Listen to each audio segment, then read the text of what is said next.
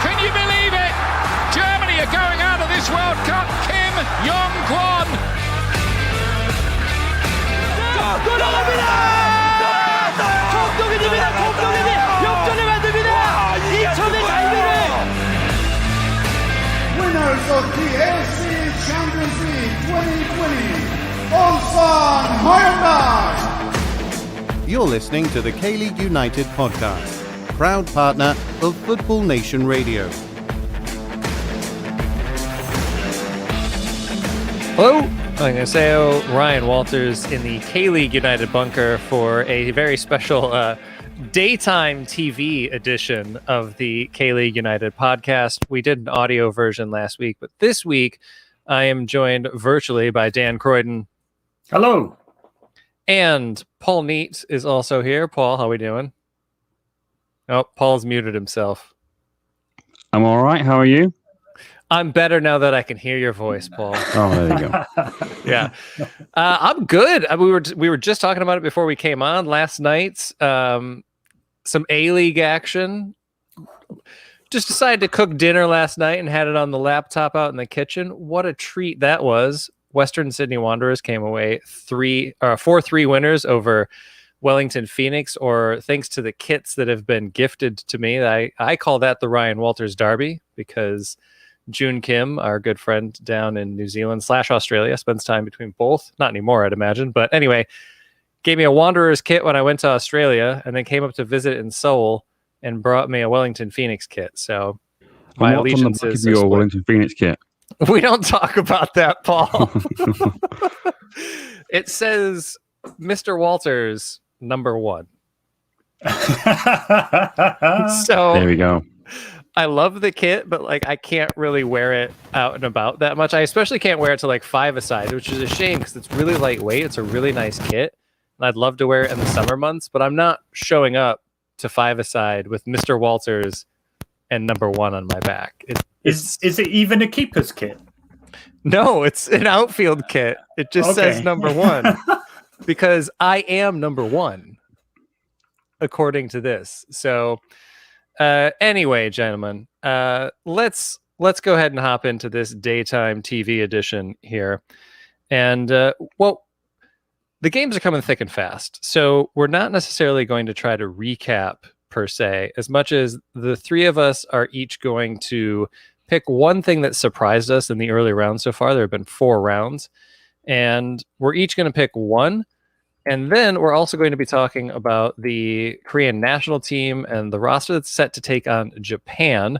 They will be playing over in Yokohama this month on the 25th. So we'll talk about that roster, and there are a few surprises. There are a few omissions and all the things that usually come with the national team call-up. So we'll talk about that. And then we have a very, very, very full mailbag today. So apparently maybe the daytime TV is the one for the mailbag. But let's just go ahead and get right into this before we start talking about A-League and make this A-League United, which tempting. But Paul, we'll go ahead and get started with you here because, I like all the things that we have, and we'll keep them a mystery for folks until you reveal. But your surprise, I think this is an interesting one that we kind of picked up on, but it is still a little surprising. Yeah, Suwon Bluewings having the best defense in K-League 1 so far after 4 rounds. So, they've obviously played well last year under Park Won-ha when he took over, and now under him, their record is 17 matches, and he's won 8, drawn 6, and lost just 3 times. And one of those losses was in the ACL in a shootout against Vissel Kobe. So. Not bad at all. And I just think that this is really, really impressive considering that they have no Doniel Henry there at the back either. And I think it's also a good example of how this 3-5-2 system that he's been using can be utilized because he's got 3 at the back there.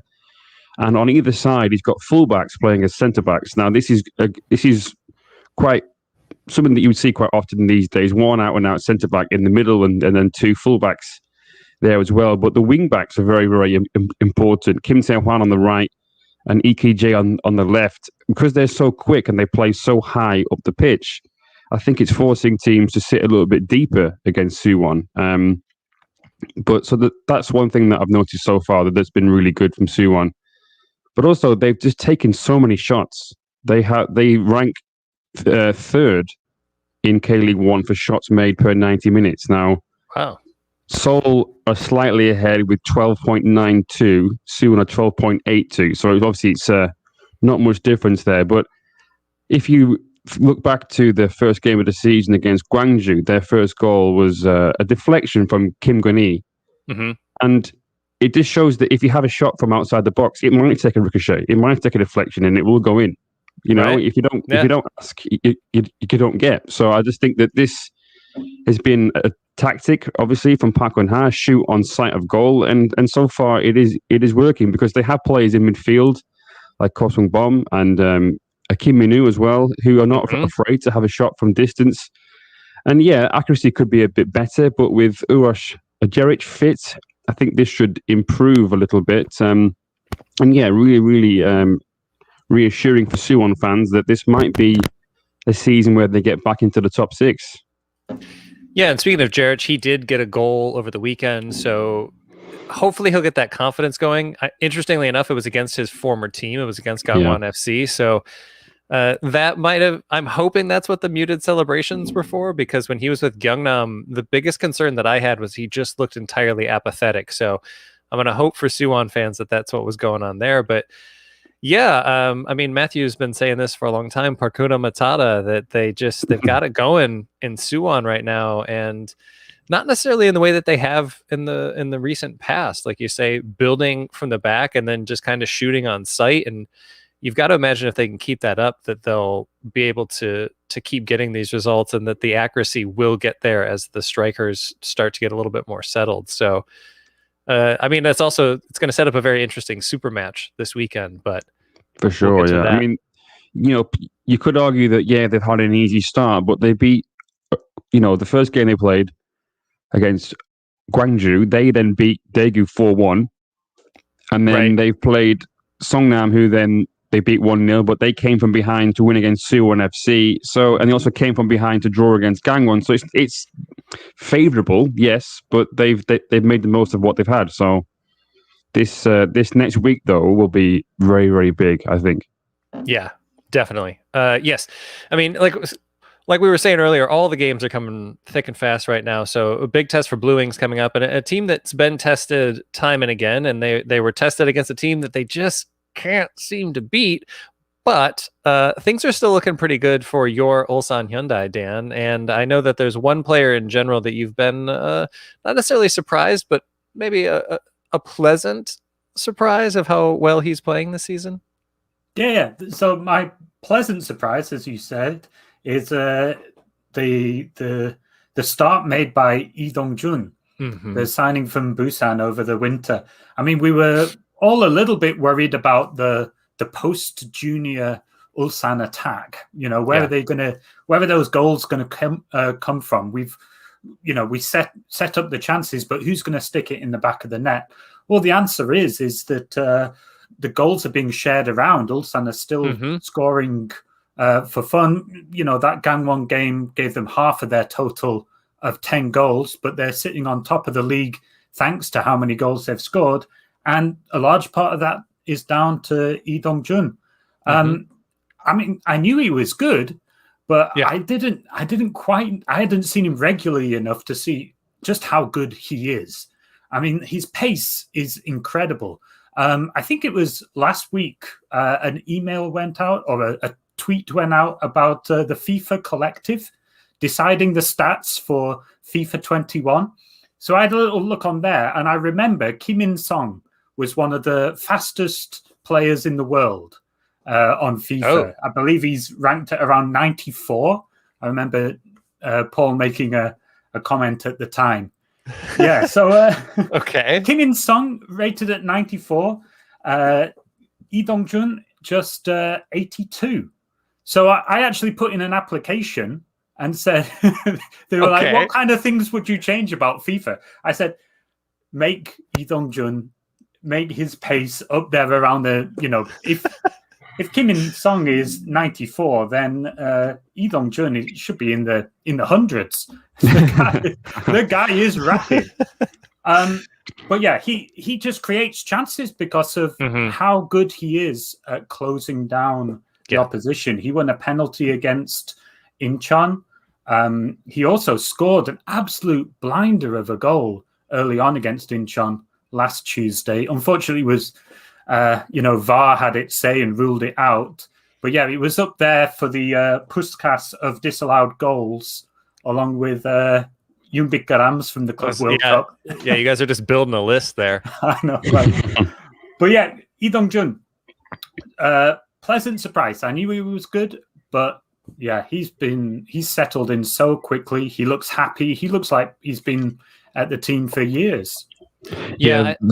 Sorry, Ryan. The goal that he scored against Gangwon, that little dink over the goalkeeper, that was such a good finish. And if you have a player who's really quick like him, but he has composure as well, and that is massive. And he does look like he's matured. He's been in and around the first team at Busan Park since around 2017. So he's got a bit of experience now. And playing in that team with Hong Kong-bo and Kim In-sung on the other side, it's going to be a really interesting season for those two, because they're going to be really important with the way that they play.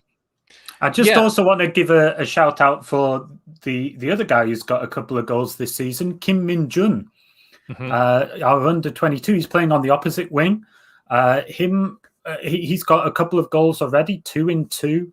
So Lee Dong-jun has had to play up front by himself the last couple of games because of injuries to Hinterseer and Kim Ji-hyun. So yeah, it was a little bit worrying there, but yeah, Lee Dong-jun has showed his flexibility there as well, and Kim In-sung and Kim Min-jun, and this is even before Vako's really got into the team. So yeah, the post-junior attack, I don't know, Ulsan look as good as ever to me. We'll see what happens tonight, but they've certainly started well. Yeah, and I like seeing him up top there, just to kind of give a different look, because I feel like so many K-League teams always want a big man up top to get crosses into in the middle, and that's where I've been very impressed with the versatility of Lee Dong-jun. And then also, I think the thing that I really like about him is his aggression and pace, and I think that, you mentioned that Ulsan are top of the league right now because of the amount of goals scored, and I think that ruthlessness in the game that we went to, Dan, against Gangwon, that's key for them this year, because as we know, Jeonbuk won the title 2 seasons ago on goals scored. So you have to be ruthless, and I think he's helping bring that to Ulsan. And I also just like seeing him play with, Busan, more talented players around him. I think he was on a good Busan side. I think this Ulsan side is obviously one of the best in Korea right now. So I think he's shining with more talent around him, and it's good to see. Which, speaking of that Gangwon match, that's what my surprise is this season, is the potential death of Byung-soo Ball, because Gangwon FC, a team that we know for playing beautiful football on their day, they are 8th in K-League 1 in possession right now, and they've just been getting outpossessed in the majority of their matches. They did manage to get 56% possession against Suwon, which they did manage a draw in that one, but against Jeonbuk, 42% against Pohang as well. And then in the Ulsan match, because they were down to 10 men, they only had 45% there. But I'm not ready to call it a day on Gangwon yet, because 1st through 4th in possession in K1, Pohang, Jeonbuk, Suwon Bluewings, and Ulsan Hyundai. You might recognize those names because I just mentioned them as the 4 teams that Gangwon have played. This is a brutal start to the season. And Dan, you were talking about this last week. I don't know of many teams that have had a more difficult start to the season than Gangwon have had, scheduling-wise. So we'll see what they can do. They do have Songnam, who looked good against Suwon FC, but everybody's kind of looking good against Suwon FC right now. So we'll see how that goes. And then they have Incheon, Seoul, and Jeju. So coming up, I would expect to see Gangwon play a little bit more in the style that we would expect to see them playing in. I think Kim Dae-won still has potential to shine for them. And it's only 4 matches in. I think it's a little bit early to be calling it the end of this reign in Gangwon, especially with the team that they've amassed this season, the talent that's on that roster, and just the fact that they need time to build. So I think it's been surprising so far, but I think it's very, very important That to remember that at this time last year, it was like, oh, Songnam might challenge for a top half. No, they had a good opening month, And Songnam, hey, good on them. That was an entertaining match against Suwon FC. I hope they do well. That's not the point. My point is, still early in the season, and I think Gangwon needs more time. It's been surprising the way they've played so far. I think they've been more reactive than proactive, and that's what surprised me, and that's what I don't like. But I do think that they have the potential to go on and do better. And I think April is going to be a really good test of that. Well, actually, late March and April is going to be a better gauge of where this team actually is. Because, again, that's just such a brutal, brutal start to the season. And only 2 of those games at home, and one of them, they had to shovel snow off the pitch beforehand. So give Gangwon time. Give Gangwon time. Yeah, I wonder if actually their time will come in the summer. Mm-hmm. They might be a hot weather kind of team. That slow possession based football could, it's easier to run around with the ball than it is to try and close teams down. So maybe they'll pick up again in summer. Hopefully they'll do something before that point. They don't want to be where they are right now. I believe they're bottom of the table. They are. I wonder if they can, the summer will be their time to shine. There's only one direction to go. Yeah. Yeah. In the words of Yazoo, the only way is up. That's right.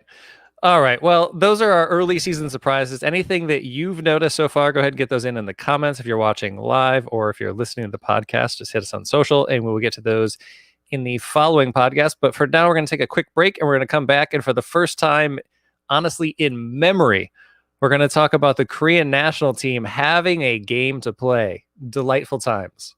We'll be right back. FNR is a revolutionary football-dedicated digital platform, the first of its kind in Australia. It provides a 24/7 live online radio platform experience, podcast hub, and acts as a content provider for TV, radio, and digital. Having reached millions of listeners and football fans since launching, FNR is accessible worldwide via its website or app, providing a platform to discuss, debate, and celebrate the world game. We are your voice of football, FNR Football Nation Radio. Welcome back to the KLU United Podcast. I'm your host, Ryan Walters, joined this week by Dan Croydon. Hello. And Paul Neat. Hello there. And gentlemen, we have a national team game to talk about. It's a friendly. South Korean men's national. Is it a friendly though? It's against Japan. It's never a friendly, is it? There's nothing friendly about this one. They are set to face Japan in Japan. They'll be at Yokohama Nissan Stadium on March 25th. It is the standard old 7:20 p.m. kickoff time. I kind of like it. You remember those odd times. I don't necessarily want to go through the full. I don't want to go through the full roster. The full roster is online. Okay, fine. Fine. Goalkeeper, we've got Kim Sung-gyu, Kim Jin-hyun, and Cho Hyun-woo coming in. Little bit surprising there that I think only one player from K-League, but I mean, I guess no, I don't want to go through the whole roster. It's online. People can find it. I don't want to list a full list of players here. I think I'll just start with the surprise there that I was going to bring up with the goalkeepers, that I was kind of expecting an all K-League squad here. It's a bit odd to be calling people over from Europe for a friendly in Japan, given travel restrictions and everything else that's going on right now. Paul, was that surprising to you, or is this just kind of you got to call in the players that you want to see? Yeah, I mean, there'll be no point in having a friendly, which is basically going to be a game to help prepare for the World Cup qualifiers if you can't have your best players. So obviously you're going to need to have the players that are based in Europe. Otherwise, there's not really a great deal of point in having a friendly. So no, sure. I'm not surprised. I am surprised by a couple of people that have been included, most notably one of the two Jong Yongs, because obviously there's two, which is a question about that later in the mailbag. Yeah. But the forward who's playing in Germany, he's someone that I think Bento wants to have a closer look at. So I think there's that's the reason why as well, to sort of be able to see these players up close in and that kind of thing. But yeah, there's a few surprises. I would say that in a good way, Jeonbuk Garam is in. I think that's a very, very good move, which I'm sure Dan will want to talk about. Otherwise, I say Ju Se-jong is a strange one. Obviously, he's in Japan. Maybe that's why. I mean, he hasn't played because Gamba Osaka have had a lot of their games cancelled because there's an outbreak of COVID-19 within their squad. And also, Lee Jong-hyuk, the forward from Gyeongnam FC, I'm not sure why he's in the squad at all. I mean, that's my biggest surprise here is this the best we can do at forward right now for the Korean national team? Lee Jong-hyuk has not looked good for Gyeongnam FC in the second division, and he's called in as one of two strikers along with Cho Young-uk, who has not looked good for FC Seoul. I mean, if these guys were banging in goals in the early season here, or even just looked good, I mean, Cho Young-uk he's getting there. Personally, I still think that he needs a loan spell somewhere else. I think he needs a change of scenery to get going, maybe down into K2. But he ain't doing it right now for Seoul, for a team that desperately needs a striker to step up and do something. And he's one of two options for the Korean men's national team? I don't know if I missed a story on this, but where's Hwang Hee-jo? The guy just scored a brace for Bordeaux. Yeah. And, he's often been the best attacking outlet for Korea in recent years. Maybe there's something going on with his club. I don't know. Yeah, I feel like maybe the club didn't release him. We did just have a comment come in as well from Osri Furman. We do have we've got a mailbag question for you coming up soon as well, Osri. But he was saying that I have a feeling Kim Ji-hyun of Ulsan would have been called up, and he probably would have, but he is out injured right now. So I would have expected him to be a part of this squad right now, but he's out injured. That would have made it 7 Ulsan players. This is the talk of the from the K-League perspective, is that there's 6 Ulsan players and 0 from Jeonbuk. So I guess, is that a positive? I don't know, because if you look at the centre backs, though, I mean, like Kim Young-bin from Gangwon, I'm not sure why he's in there. You could have had Kim Min-hyuk, Hong Jong-ho, from Jeonbuk. I don't know why they've been overlooked, to be honest. I mean, I'm sure there is a reason. There is probably a very good reason why. And also in the list, Won Do-jae is classed as a centre-back. And obviously he has played at centre-back before, but to me, and I'm sure Dan might agree, that he's more of a defensive midfield player rather than a centre-back. So, I mean, against Japan, maybe he would play in midfield. Against the teams that Korea will play in the qualifiers, it might make sense for him to play as a centre-back, because obviously you want more ball players in that area. So I don't know, but yeah, he does perhaps like to drift in possession. He drifts so deep into that more quarterback kind of role, like we've seen from Ki Sung-young recently. In possession, drop right back so he can see the long pass. But no, the big omission for me is Kang Sang-woo at left back. When he's already top assist maker. He's still got the form from last year, and then Ulsan's Hong Chul has come in, but he's only just coming back from injury. Ulsan have been a bit annoyed by the number of players called up, and specifically a club official mentioned Hong Chul. They're worried that calling him up and playing him so soon after injury might be an issue. They've also got Park Ju-ho in the squad, who, that's a good point. I would have thought he's not going to be at the next World Cup. He's a bit on the old side, shall we say. So yeah, I thought Kang Sang-woo should be in the squad myself, but what do I know? Definitely somebody to take a look at. I mean, because like you say, and I think he's also the kind of fullback that we would like to see kind of bombing up and down the wing. There was a lot of talk of Kim Moon-hwan when he was still here. Obviously, I think it's wise not to fly him over from LA with preseason and everything else going on in MLS right now. I mean, the season kicks off there, I think, mid-April. So it'd be a terrible time to bring him over. But I think he's kind of been the model of what we want to see out of fullbacks on this side. So yeah, Kang Sang-woo, who again wears the 10 shirt for Pohang as a left back. I know Paul loves it. Yeah. I mean, look, not everybody can be the Netherlands and just put out a starting 11 that is in the correct order with the correct numbers on their back. Not everybody's going to do that.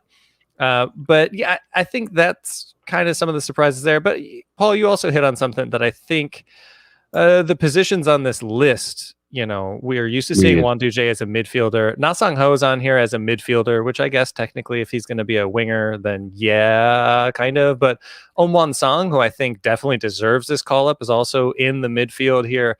You've got to imagine those two will probably be on the wings for this one. I think that's one of the reasons I think you might see Lee Jung-hyup in there, because his job will be just kind of like, don't screw it up and get it to the midfield and the wingers.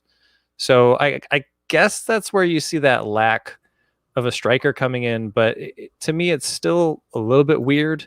I would have liked to have seen Kim Dae-won in here personally. He made the move from Daegu to kind of become more of a focal point with Gangwon. He's got 2 goals there, and we know Bento loves going over to Gangneung to watch a match. We've seen him there like 5 times. So I mean, I think he's probably seen him a lot this year. Well, we know he was in Ulsan as well, so he saw him in that match. Not that that's one to remember for Gangwon, but you saw him on the way to the bathroom, didn't you? I was on the way. I literally ran into him. It was, hey, coach. And he was just kind of, it's like, you don't know me, but yeah, hi. You've seen me before. Anyway, we're kidding. We're best buddies. Anyway, yeah, so that was kind of the surprise for me there. I think, just really quickly, what do you guys expect to see out of this match? Are we looking for a formation that they can play? Are we looking for certain players to step into certain roles? I mean, Paul, what do you hope to see out of this, or what are your expectations for this kind of just like a one-off friendly? I don't know. I think just to win and look like they found a rhythm going forward would be what I'd be looking for. Korea find it difficult to break teams down, and as I said earlier, I don't think this Japan fixture is really the best preparation for the games that they've got in the World Cup qualifiers in June. Japan will come out and attack them, and the teams like Turkmenistan, Sri Lanka, North Korea, and Lebanon will make it difficult for Korea in those games. So it's not the best preparation, but I think it's more about Bento seeing some of these people coming in from Europe up close and personal, and trying to sort of see if they've got what it takes to fit into his system. So I think just it'd be more about shape, I think, and if they can find a rhythm in the final third. Yeah. Dan, what are you looking for? I think first and foremost, a win. Yeah. I mean, it's always a big game against Japan. But also, if this is the game that's getting them ready for the World Cup, I think he's got to pick his strongest squad. He's used a lot of influence. He's pulled a few strings to get the best team out there. He's with Son Heung-min and etc. So play your best team, go for the result. I hope it's a good attacking game. So yeah, that's what I'm looking for. Yeah, and I think I said that we had a early mailbag question from Osri Firm. We kind of answered that. It was just about this being K-League based or not. And I think, yeah, you guys have both hit on why I think that the big name players like Hwang Hee-chan and Son Heung-min have been called in here.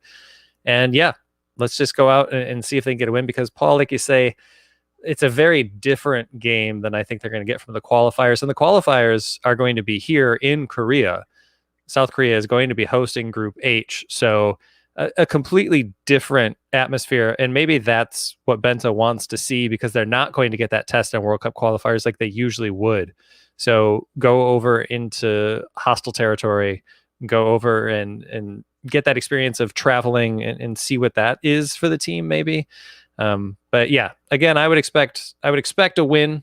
We'll have to see what the Japanese team looks like. I haven't seen their roster for this one yet, but just go over there and get a W. And maybe this is what gets Cho Young-uk going. I hope. But anyway, we'll leave it there for now. And again, if you're watching live, you have any comments, go ahead and get those in. We will try to get them in, because this week we have a jam-packed Eulji Lewis mailbag, which we are going to get to right after this break.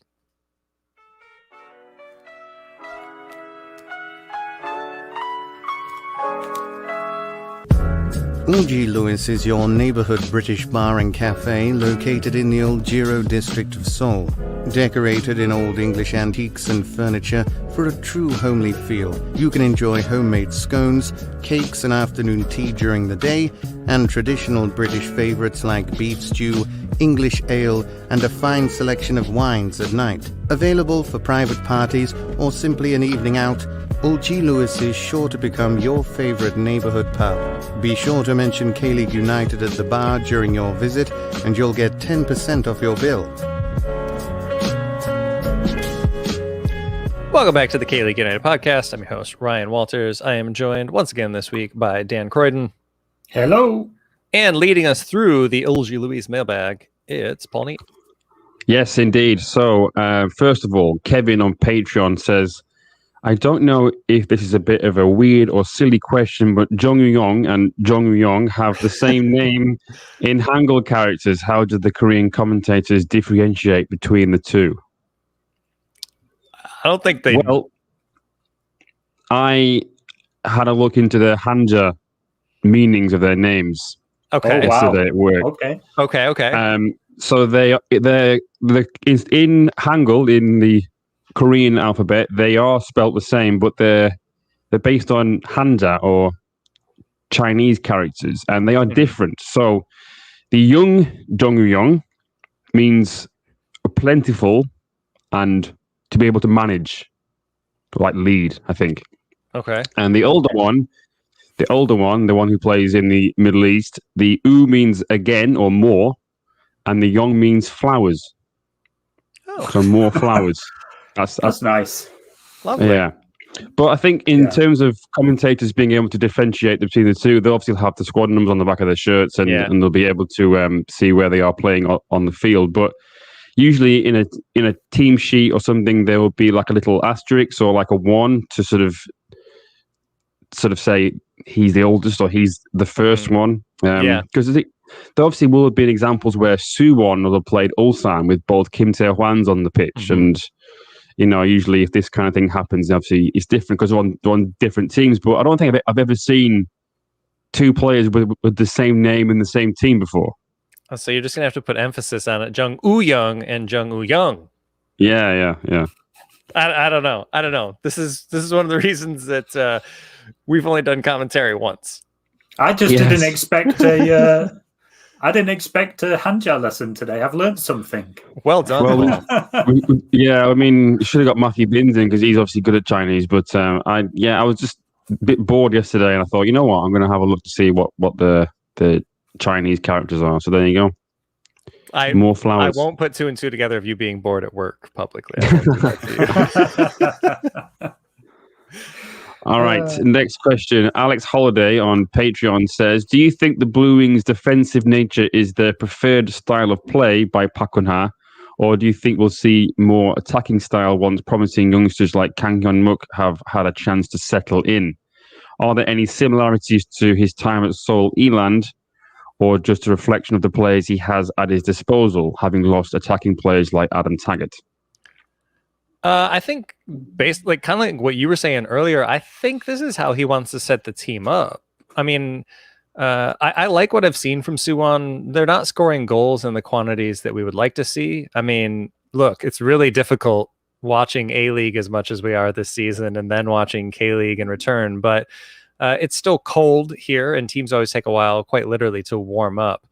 But I think if you want to win, defense is the way to do that. We know this to be the case, that a solid defense will win you games. And I think that with Suwon, we're finally seeing a manager build that foundation. And I think in the early season, if they're going to win games 1-0, get these draws, and they're still undefeated after 4 games, this is literally the foundation for them to build on for the rest of the year as they get better. So I think this is very purposeful from him, and I really like it. The first. Sorry, go ahead. Well, the first thing he had to improve when he came in was the home form.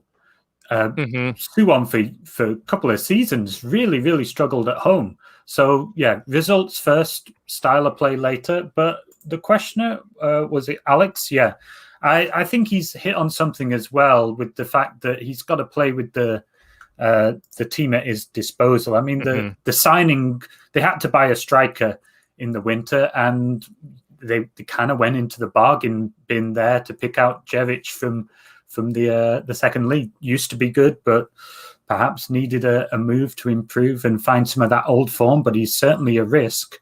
So, I think he's just got to play with what's at his disposal first. And then, if the youngsters come good, then, perhaps they'll play more attractive football later. Yes. Okay. Moving on, we have another question. We've got lots of questions, but some from our own writers, including George Slade on Twitter, who said, could a compromise be found that allows foreign goalkeepers to move to the K-League? For example, only allowing Korean keepers in the FA Cup, or reducing a club's total foreign quota if they sign a goalkeeper, so he essentially takes up 2 spots. Thought on that?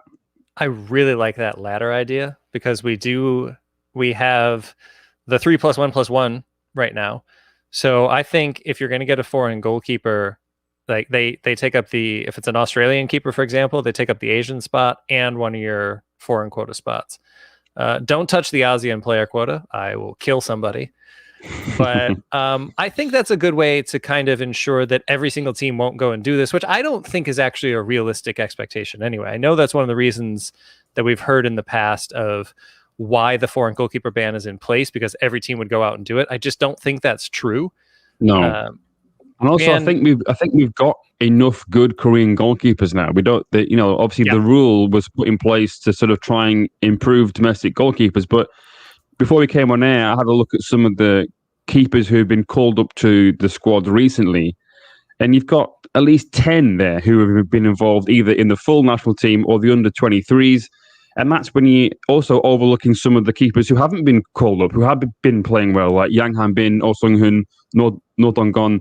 Mm-hmm. There are a lot of good Korean goalkeepers. It's not like we are lacking in them anymore. If that ever was an issue, going back 15, 20 years ago, the rules should be scrapped. I wrote an article about it about 3 or 4 years ago. Yeah, which might need to be updated a little bit. But I don't know why the rule's still there, to be honest. I think this could be a good workaround. Go ahead, Dan. Actually, if anything, there should be a ban on foreign strikers, because look at the Korean national team. We've got 2 strikers. There you go. Yeah, actually, I was going to make that point. But great minds think alike. But also, I mean, there's no guarantee that a foreign goalkeeper would be any better. I mean, he's got to communicate with a Korean defense, hasn't he? There's different challenges. I'm sure the scouts can find some duds out there. Some lads from the third tier in Brazil. Exactly. Are they that good? I think the Koreans are better. That's a good point. All right, moving on to the next question. Asri Furman on Twitter says, how much more can Jeonbuk get away with their lackluster performances? Probably about a season. Because that's what they did last year. This is their formula. This is their way. This is Jeonbuk. They start slow and they just keep winning anyway. I mean, yeah. They'll come good, I think. I did mention before, though, about the positive side of the fact that Ulsan have 6 players in the international squad to Jeonbuk's 0. I mean, Jeonbuk just aren't really signing the best players anymore. The best foreigner they have, Ilyachenko, but I don't know, they've been relying on the same midfield core for a long time. I just wonder, maybe not this season, but I think they're slowly dropping down. Maybe. Wouldn't Fingers that be crossed. Nice? Wouldn't that be nice? But yeah, I mean, Ulsan have signed 4 of those 5, maybe even all 6 internationals in the last 2 years, and Jeonbuk weren't in for any of them. So I don't know if they're building for the future. It's perhaps a slightly different point, but yeah. Okay, well, Asri's sent in about 9 questions, and we have to pick the highlights. So let's go with 2. Yeah. Gimcheon hasn't got off the mark so far. Is it a sign that they will struggle, or have we not seen the best from them just yet? Well, they managed to get a win over Daejeon on Sunday by not being the best. So, yeah.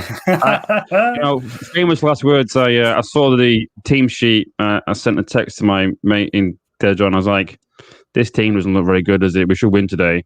And then the rest, they say, is history. So, but their squad will get considerably stronger when the new intake have finished their military training, the basic military training of 4 weeks. So, okay. I wondered where some of the big names were. The team's been lacking some of those. The Moonsong Mins. I don't know if he's injured, but I think he might be injured. Yeah, but there are some like Gangwon is injured as well. I think he's their club captain, but also the new intake. So let's say Jung Sung Hyun, Gu Song Yoon. Mine's gone blank now who the other ones are, but the intake for this year, they've only just started their basic military training. So I think we've got about 3 weeks left. So after that, then we'll see the real Gimcheon. Including Ha Chang-rae as well, who played a couple of matches for Pohang, which was, Exactly. All right. Lex, who I believe is 99 pitches, Lex. That's right. Has popped in, and he's got a question for all three of us. First one is for Dan. When is the baby coming? Well, let me just... I think she's got out for a walk, so check. But not yet. Then let's hope. Last time I checked, it's not out yet. Still in there. Still there. Ryan, his question for you is: what is more likely to happen? FC Seoul gets results this season, or Dan names his baby after you? I'll deflect that one to Dan. I will say Ryan is a somewhat gender-neutral name. Works for males and females and non-binary. So, well, we know already. They don't keep it too much of a secret here. Oh yeah. Yeah, well, the doctor. The doctor officially, the doctor's not meant to tell you the sex of the baby. So ours said, "I can tell you this: it's not a girl." Wow, so cryptic. What could it be?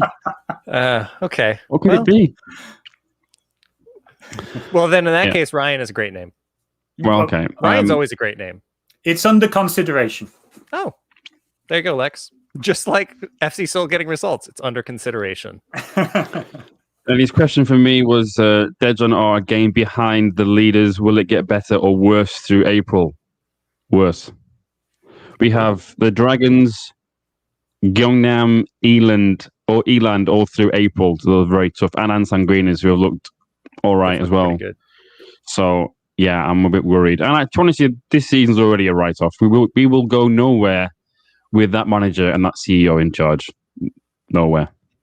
It is important, just like A Tribe Called Quest, for the Dragons, you have to give us our full title, second place Jeonnam Dragons. Oh, okay. Yeah. I see. I'll know that for next time. But by next time, they won't be in second. So if we go below fourth, it no longer applies. Oh, okay. I see. Doesn't matter then. All right, next question. Matthew Binns says, with it being a live daytime TV edition, which K-League or Korean footballers or managers would you like to see host daytime TV shows, and what shows would they host? Oh, boy. Well, I spent too much time on this this morning. Alex Wilkinson's Supermarket Sweep. Okay. I like it.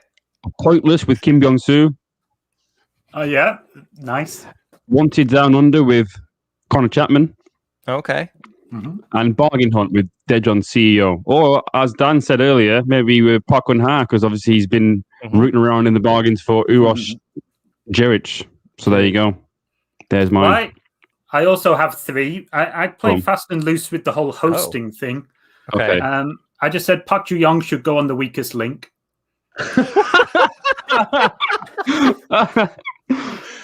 Clubs, when they're deciding squad numbers, are a bit like Carol Vorderman on Countdown. Sorry about this, Ryan. A bit of a British reference. What Countdown is. Okay. She gets a 6, a 2, a 4, a 9, a 7, and a 75. Yeah. And then finally, the K-League scouts scouting Brazilian players like Bargain Hunt. They think they've found the next Ronaldo. They send him out in front of the public, and it turns out they've actually got a new Ronald McDonald. Hey. Fantastic. I really have nothing compared to any of that, so I'll just say pass. Well, so you couldn't think of a manager or a player you could be like a new Jerry Springer, for example. Oh, A new Jerry Springer. I mean, maybe Chae Young-soo. I feel Okay. like he could do that one. Yeah. I was trying to think. Did you guys know what The Price is Right is? Yeah. Get your course, get your pet spayed or neutered at the very end there. So I'm trying to think of like, I mean, obviously Drew Carey's been doing it for a long time, but I always think of Bob Barker. So I'm trying to think of like somebody that's just ancient, but would still be doing it. Maybe Kim Hak-bum. That would be a very unwatchable show, but sure. Well, I'll tell you what, that fella Mulich at Songnam, he could be one of the bouncers off Jerry Springer. The guy is absolutely massive. He is, isn't he? And for a big man, good feet. He took 2 decent free kicks so far this season and forced some decent saves, I think. So, interesting one from him. Yeah. All right, Peter Hampshire on Twitter, he says, is the lack of away fans, or at least a designated away end, affecting games? Interesting. Well, is there a lack of away fans? There was a bit of a controversy at the Gyeongin Derby, wasn't there? Well, yeah. Yeah, but no, I don't know. There doesn't seem to be many away fans most of the time down at Ulsan. It's quite a long way to go. So, yeah, I'm not sure, to be honest, on that one. I think now... Sorry, go ahead, Paul. I was probably going to say what you're going to say as well, just about the fact that we are in the times of COVID-19 and all the restrictions are what's affecting it. You know, you can't chant, you can't shout, you can't have a tin either. So I think that's probably affecting it more. But I mean, somebody asked me actually yesterday, like, should they get rid of this rule where away ends aren't open? What would you think about that? Should they reopen the away ends again? Yeah, I think when it gets to 30%, I think 10% capacity, that's got to go to the home fans. I just think that the people that live in that city should get first priority when it's only 10%. If we can get up to 30%, 50%, especially in a lot of the stadiums like we're talking about, like Daegu, okay, maybe Daegu just never has an away end this year unless we get back to 100% capacity, because that's 12,000 people. But if we're talking about Big Bird, for example, or Seoul World Cup Stadium, these 45,000, 60,000, Munsu as well, where, 10% is 6,000, 20% is 12,000 people, which we're usually not getting for most games, then yeah, I think we absolutely have to open up the away end, even at 25% for these massive, massive stadiums. I mean, the clubs need that money. I think that's the other thing as well, is like, let's go ahead and get the away team some support. And then if somebody's going to make the trip and pay your stadium and your team some money, sure. Especially because like right now, concessions aren't really a thing. Yeah. So my point would be that I know why the government here are not allowing it. So it stopped people from all over the country coming to stadiums. But surely if there was an away end, you would want people coming from one city to stay together in that away end rather than mingling in with the home fans. Well, this is the point at the moment. If somebody decided to go to a game, that, as you say, they're kind of mingled in, and you get the problems of separating fans or not. So it might get to the point where, from a safety aspect, or the clubs themselves decide to open the away ends. Because of that, they don't want the two sides mingling together. Yeah. All right, last question in the mailbag. Chris Edwards on Twitter says, if there was a domestic All-Stars team to take on the K-League All-Stars, which league would you want a team to come from and why? V-League, because I want to see it. No. Actually, speaking of pieces that we wrote in the past, I wrote one when Juventus came here about how I would love to see kind of like a rotating cast of Asian all-star teams where, like, if they're going to have an all-star game, which it's a spectacle in the before times and hopefully the after times, if we can get to those, then I think that this is something that would help build rivalries in ACL as well. I mean, it's a natural one with J-League. So I think that would be the first choice. A K-League All-Stars versus J-League All-Stars. And you do it here in Korea one year and then in Japan the next year, or bring up the A-League players, because I think there's a lot of growing familiarity there, maybe CSL. But I also think, and look, this is always going to be my go-to, this is a great chance for K-League to become a brand in Southeast Asia. You get your All-Stars and you put them on a plane and you have them play in Bangkok against the Thai League All-Stars. You put them on a plane, you have them play in Hanoi against the V-League All-Stars. We saw something similar to this when the All-Stars played the Vietnamese U23 team, but that's just such a weird thing to do, to have a national team go against an All-Star team like that. I didn't like that format, but we're halfway there on that idea. Again, obviously all of this is in hopefully post-COVID times, if we can get to that world. But to me, I think this is a really great idea. And yes, Osri's in the comments saying Malaysia as well, Osri, of course. I mean, but legitimately, that is a massive fan base with some really talented players that, again, is an untapped market by K-League. This is a brand that if people domestically don't want to come out in numbers and support, which it's getting better, but I think especially with K-League TV in place and international streaming rights, get your product literally in front of people. Get these talented players. Get Jeonbuk Garam hitting in one of these curling free kicks in front of a bunch of people that haven't seen him before. And you want to watch him every week? Great, you can. Just go onto K-League TV and you can watch him play. So to me, I really like this idea. I like All-Star games just because they're fun. And I think from a marketing standpoint, it gives K-League an opportunity to become an export, something that people want to watch, as opposed to always trying to get eyes here domestically. Well, yeah, I think the whole idea of an All-Stars game is kind of foreign to me. I don't really get that, just because we don't really have it in the UK. Right. But just from what you were talking about then, I just suddenly remembered the ACL, of course. You're kind of getting that all-star experience when teams are going to, for example, Ulsan are traveling to Thailand. So it's going to be, hopefully, if fans are allowed in, it should be a way for them get to see these players up close. So we might see some effect from the new ACL, centralized location for the groups. Yeah. That's a good point. Well, that is the mailbag for this week.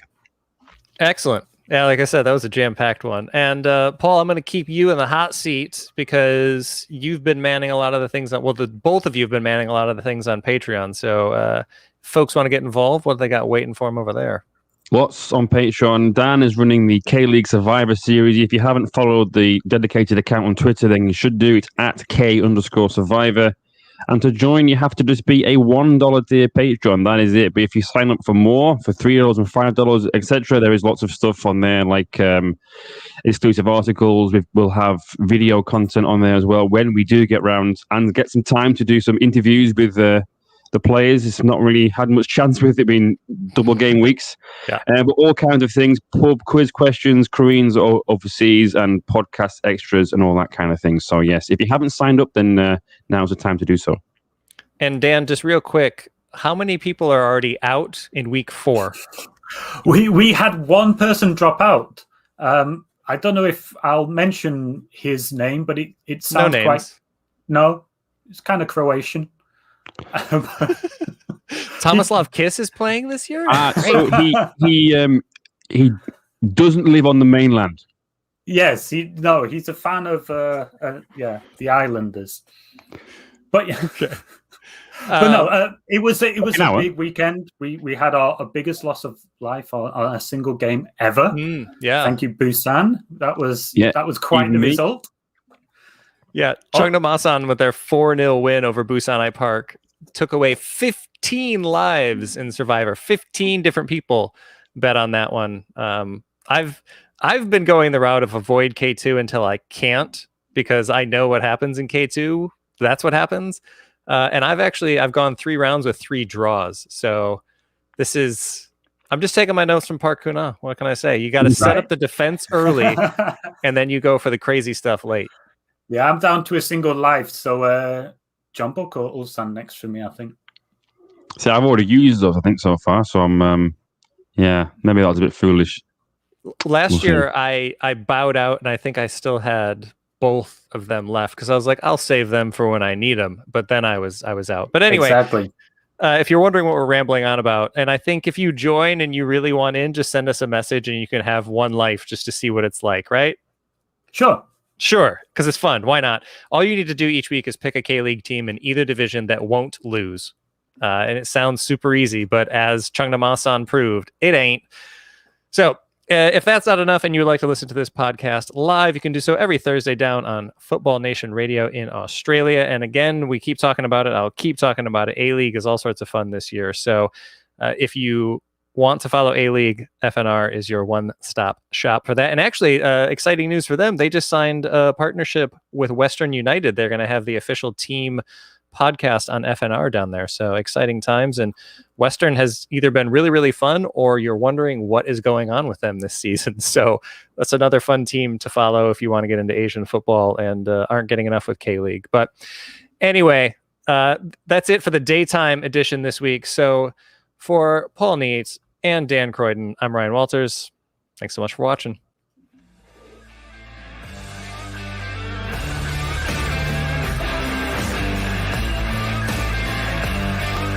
정조선 고공 폭격기 김신